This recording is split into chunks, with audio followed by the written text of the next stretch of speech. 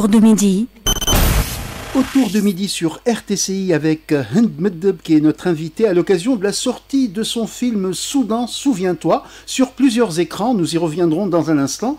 Bonjour et bienvenue au Studio 3. Hind Bonjour Aslam. Bienvenue. Et le film a aussi son titre en arabe, c'est Soudan Ya Rali. Parce qu'il faut quand même dire que le film est entièrement en arabe dans cette belle langue soudanaise. Et justement, c'est un film d'interaction avec beaucoup de voix soudanaises. Exactement, et c'est aussi un film, je pense, que les Tunisiens vont aimer, dans lequel ils vont se reconnaître. Les Soudanais, quand j'étais au Soudan, ont beaucoup d'admiration pour les Tunisiens, pour la révolution qu'ils ont fait en 2011. C'était un peu un modèle, ils avaient en tête ce qui s'était passé en Tunisie et la maturité politique tunisienne. Et quand j'étais au Soudan, j'ai aussi découvert que les Soudanais étaient des pionniers de la révolution parce qu'ils ont fait, ce que je ne savais pas, ils ont fait une révolution en 1964, ils ont renversé Aboud, un dictateur militaire, et il y a eu 4-5 ans d'élections libres, de démocratie. De nouveau, un coup d'État militaire en 69, et en 1985, il renverse Nimeri. Donc Omar el-Béchir, qui va être renversé en 2019, c'est le 3e dictateur militaire renversé en l'espace de 50 ans au Soudan. Et c'est un pays qui est très proche de la Tunisie parce que les gens sont, comme en Tunisie, très cultivés, ils lisent beaucoup, ils ont une langue arabe, une langue dialectale qui est très riche. Un rapport à la langue arabe aussi ancienne et au Fosha qui est magnifique parce qu'il y a beaucoup de grands poètes au Soudan.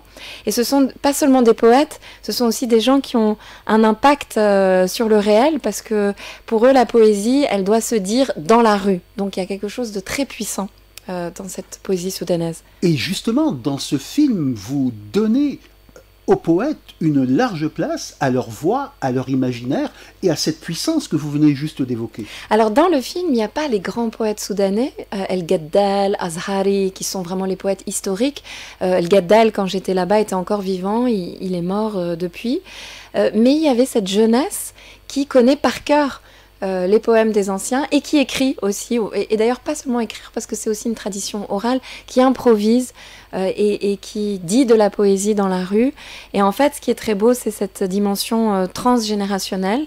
Et j'ai fait le choix dans ce film que ça soit vraiment un regard de l'intérieur, c'est-à-dire que on n'a pas de célébrité de la scène politique soudanaise dans le film. On a, comme on dit, Nas el Boussata, les citoyens ordinaires qui sont cette jeunesse qui a fait cette révolution, qui est, une révolution qui vient d'en bas. Et ça, je voulais absolument que quand le spectateur regarde le film, il ait l'impression de passer 1h15 dans l'intimité de cette jeunesse soudanaise, de cette génération extraordinaire qui malheureusement a été massacrée et justement la guerre qu'il y a en ce moment au Soudan, la principale raison de cette guerre, c'est de détruire tout ce que vous voyez dans le film. C'est pour ça que ce film est si précieux et que j'invite vraiment les Tunisiens à venir regarder ce qui se passe du côté du Soudan. Alors, comment ça s'est passé en termes de production pour ce film? Comment s'est passée votre immersion de cinéaste au Soudan? Et comment est-ce que vous avez monté ce film? D'abord, c'est vraiment un film que j'ai fait en tant que Tunisienne, parce que dans le film Nahki bil Arabi, et le film Kullu bil Arabi, même la voix off, il y a une coproduction avec la Tunisie. Le coproducteur du film, c'est Tao Giga, que je connais depuis que je suis enfant. C'est quelqu'un qui a été très proche du nouveau théâtre tunisien. Et mon père, Abdelwahab El Meddeb, était proche de Fadel Jaziri, de toute cette bande, Fadel Jahaibi, dans les années 70, qui était extrêmement inventive. Donc j'ai travaillé avec Tao Giga, qui est un producteur tunisien historique. En coproduction avec la France, parce que je vis entre la France et le Maroc.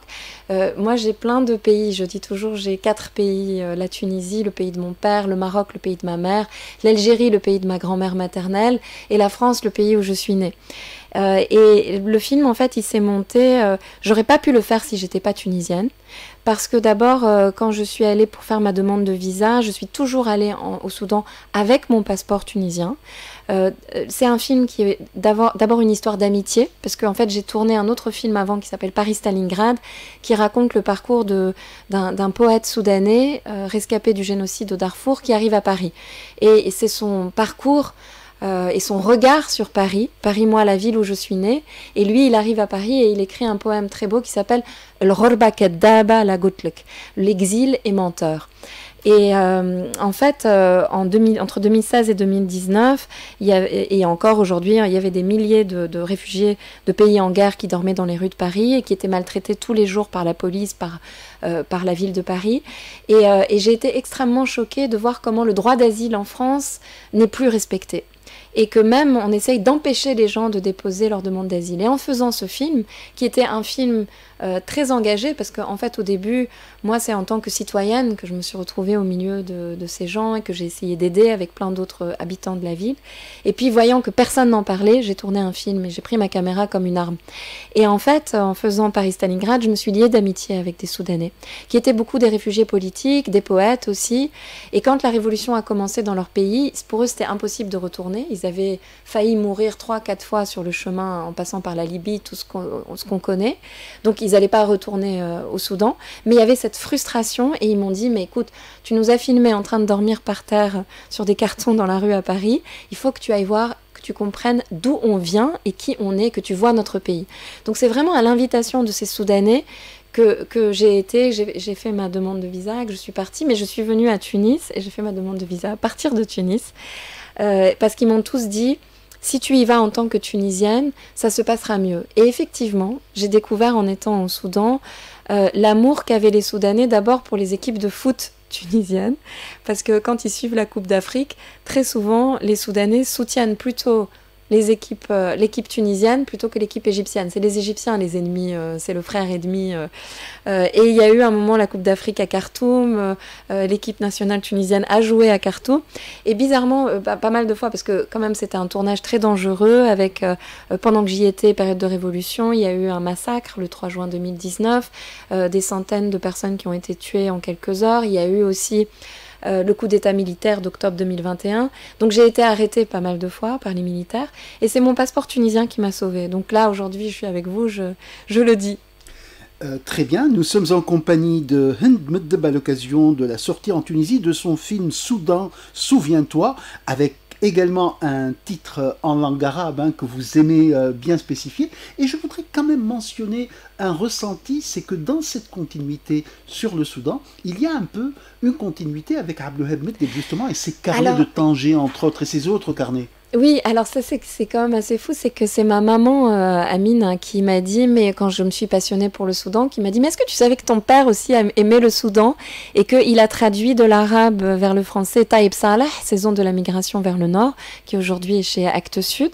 Et mon père a beaucoup œuvré pour traduire de l'arabe vers le français, la littérature arabe, pour faire connaître les auteurs tunisiens, marocains, algériens, soudanais, et il aimait particulièrement la langue soudanaise et apparemment il était ami avec Taïb Salah. Donc voilà, elle a souri.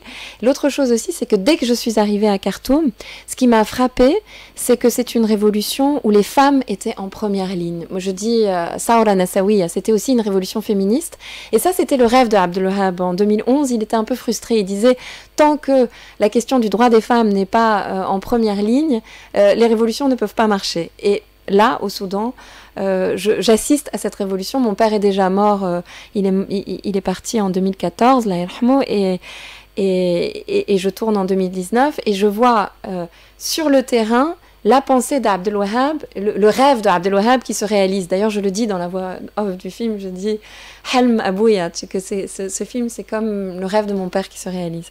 L'autre chose aussi, c'est que Abdelwahab était un grand voyageur, et je profite d'être avec vous aujourd'hui pour vous dire qu'en librairie, on peut trouver en librairie à Tunis un livre que nous venons de publier aux éditions Stock qui s'appelle « Vers l'Orient », carnet de voyage de Tanger à Kyoto, et on passe par la Tunisie. Il y a des pages sublimes sur ce qu'il appelle la Tunisie romaine, Beja, Chamtou, des pages magnifiques sur Tunis, la ville où il est né, et aussi sur Djerba, vraiment le Djerba d'il y a 20-30 ans, qui était comme un paradis sur terre, comme le retour, le rapport au corps, la plongée dans cette mer, et aussi la présence juive à Djerba, les rencontres qu'il fait.